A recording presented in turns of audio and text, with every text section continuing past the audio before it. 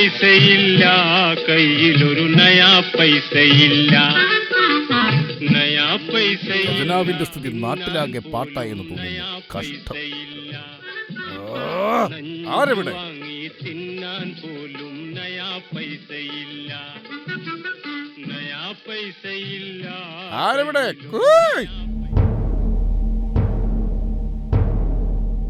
അടിയൻ താൻ എവിടെ പോകുന്നു? അങ്ങയുടെ ഉച്ചാമൃതത്തിനുള്ള തയ്യാറെടുപ്പിലാണ്. അല്പം വിറകു തേടി പോകുന്നു. ഇതാ ഈ റേഡിയോ അടുപ്പിലിട്ടേക്ക്.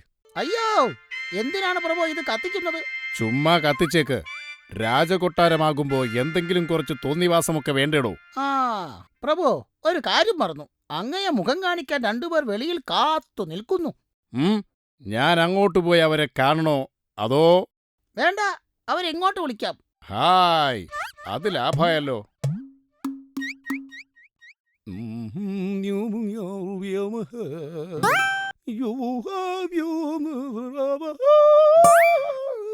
സ്വർഗം താനിറങ്ങി വന്നതോ, ഞാന് താനെ ഏറിപ്പോയതോ.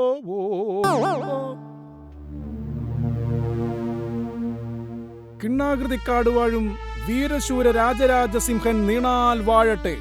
ആരാത്? ഞാനാണ് പ്രഭു, പോലീസ് മിനിസ്റ്റർ കെ ഷിക്കി. ഓ, ഷിക്കിയോ? വരൂ വരൂ. പ്രഭു, ടൈഗർ പോലീസും അദ്ദേഹത്തിന്റെ കൂട്ടാളിയും വന്നിട്ടുണ്ട്. അവരെത്തിയോ? വരണം വരണം, ഞാൻ നിങ്ങളെ കാത്തിരിക്കുകയായിരുന്നു. പ്രഭു, എന്തിനാണാവോ ഞങ്ങളെ വിളിപ്പിച്ചത്? കിണ്ണാകൃതിക്കാട്ടിലെ ഉണ്ണിവൈദ്യരെ രക്ഷിച്ച മിടുക്കന്മാരെ ഒന്ന് നേരിൽ കാണാൻ വേണ്ടി തന്നെയാ വിളിപ്പിച്ചത്. പ്രഭു, വീരശൂര പരാക്രമികളായ 2 പോരാളികളാണിവർ. അതെ അതെ, അല്ലെങ്കിൽ ഉണ്ണിവൈദ്യർ കാലപുരിക്കെത്തുമായിരുന്നല്ലോ. ആട്ടെ, എങ്ങനെയാ നിങ്ങൾ വൈദ്യരെ രക്ഷിച്ചത്? സ്കോട്ട്ലൻഡിൽ നിന്നും ഉക്രൈനിൽ നിന്നും എനിക്ക് ലഭിച്ചിട്ടുള്ള പ്രത്യേക പരിശീലനമാണ് കൊടും ക്രിമിനലായ ആ കിഡ്നാപ്പറുടെ കയ്യിൽ നിന്നും വൈദ്യരെ രക്ഷിക്കാൻ എന്നെ സഹായിച്ചത്. ഓഹോ,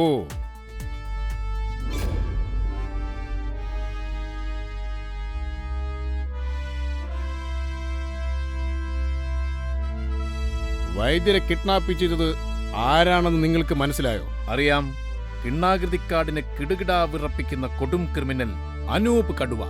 അതെ, നിങ്ങൾ പറഞ്ഞത് സത്യമാണ്. ഈ അനൂപ് കടുവ ആരാണെന്നറിയാമോ? കിണ്ണാകൃതിക്കാട്ടിനെ കിടുകിടാ വിറപ്പിക്കുന്ന കൊടും ക്രിമിനൽ. ഏതാ ഇവൻ? എന്റെ ചങ്ങാതി ഡീമു. ടൈഗർ, ആ അനൂപ് കടുവ ആരാണെന്ന് അറിയാമോ? അവനെക്കുറിച്ച് കൂടുതലൊന്നും അറിയില്ല പ്രഭു. നമ്മൾ ജയിലിൽ പിടിച്ചിട്ടിരിക്കുന്ന ഏതോ കൊടും കുറ്റവാളിയെ വിട്ടുകിട്ടാൻ വേണ്ടിയാണ് അവൻ വൈദ്യരെ തട്ടിയെടുത്തത് എന്ന് മാത്രമറിയാം. എന്നാൽ നിങ്ങൾ അറിയാത്ത ചിലതുകൂടിയുണ്ട്. അത് പറയാനാണ് ഞാൻ നിങ്ങളെ വിളിപ്പിച്ചത്. എന്താണ് പ്രഭു?